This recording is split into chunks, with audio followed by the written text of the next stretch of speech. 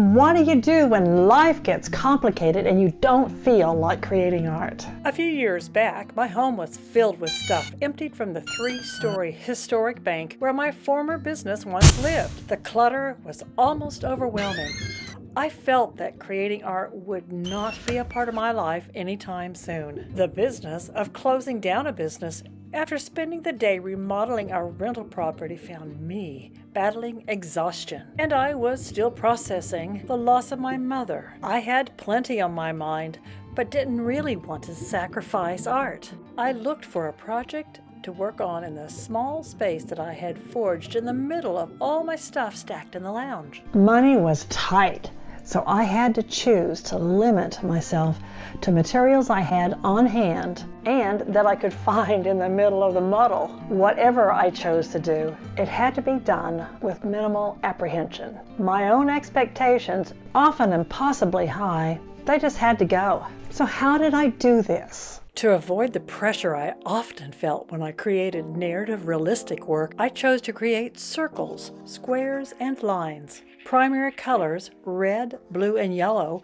were used because I didn't want to worry about mixing colors. Mark making with pigment ink pens completed the works. My main challenge just boiled down to 4 things: space, time, money, and battling fatigue. The battle against fatigue is what I chose to create Can Blue Come Out to Play, which was a continuation of an earlier series, Can Red Come Out to Play. I simply had to follow on from the theme I had started earlier. Leftover ink tints and small sheets of watercolor paper were in my stash of art supplies, so I didn't have to spend money. Supports were stapled to a backboard, fashioned from a reclaimed wooden cabinet door. That solved my space and storage problem.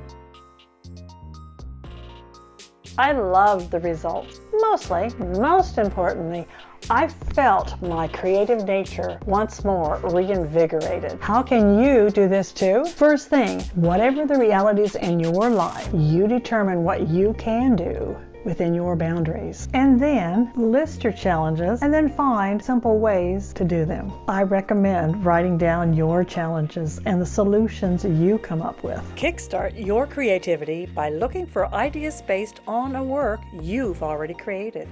If all of this sounds like too much, just do one thing each day. For example, day 1, choose the support you'll use. That is, the paper, canvas, or wood that you'll create on. Then get out the support and prepare it for use, if that's needed. Day 2, choose your medium from art supplies you already own. If you don't own any, everyone has graphite pencils, ink pens, or crayons. Start with those.